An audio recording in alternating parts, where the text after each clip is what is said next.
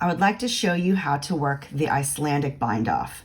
If you are like me and you love the German twisted cast on, which is this, it's very similar to the long tail cast on, but it's very stretchy, and I think it's very pretty too. I have a video on that if you are not familiar with it, but if you're looking for a bind off to complement it that is also stretchy, look no further. So you're just going to knit the first stitch off like you normally would, and then you're going to put that stitch back onto the left-handed needle. But without removing the needle from the loop, you're going to now go into the next stitch, knit it, and then pull those two off. And then you're just going to keep repeating that. So you're going to put the stitch from your right hand needle back onto your left hand needle, but don't remove the needle from that stitch, and then go into the next stitch as if to knit per normal and knit that right off. And repeat. And knit off. Transfer back, knit through the next one. Oops, I think I split my yarn there a little bit. And then come through. Don't go through that, don't come through both of them. Don't try and do anything awkward. Just come through that stitch that you just made and pop both of them off. And oops. Don't tighten down too much because you don't want it to lose its stretchiness. So back to the needle and knit. Back to the needle, knit through the next. Oops.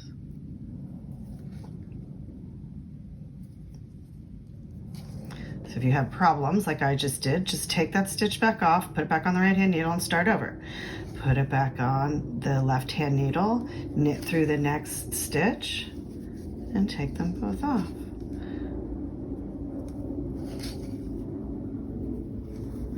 Of course, it would be the same thing if you're doing it English. I am not as good at tensioning with my English, but I'm going to give it a go. I'm going to go through here, and we're just going to do a normal, and off we go. Slip it back onto the left needle, knit through the next stitch, and pop them both off. Back onto the left needle, and into the next stitch, and pop them both off.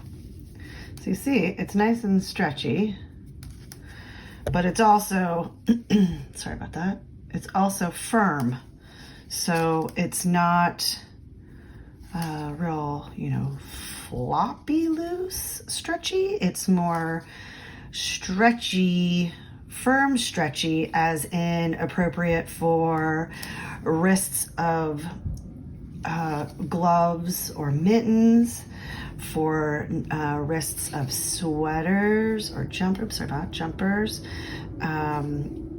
collars, hems, just about anything.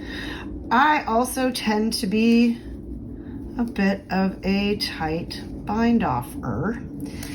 So any kind of bind off that gives me a little bit of extra stretch while maintaining its sturdiness is always a kind of bind off that I'm looking for.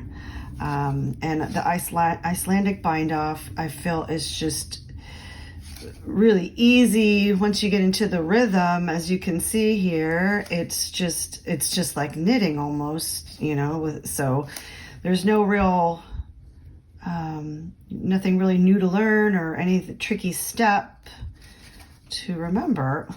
Okay, so that got yucky and messy, so we're gonna do that again. There we go. And we're almost to the end here, so I can, oopsies, split my yarn again.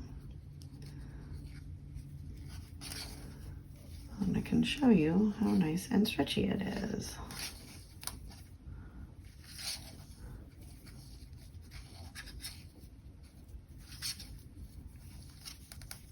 you'll just pull that through.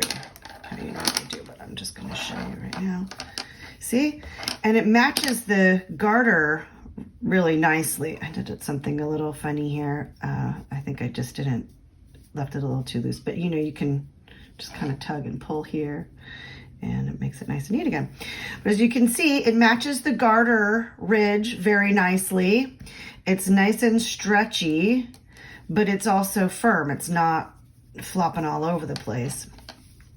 This was a swatch that I did trying out different methods of short rows. That is why it is like a armadillo shell. But anyways, that's your Icelandic bind off. Pretty easy, right? Hope you find it useful, and happy knitting.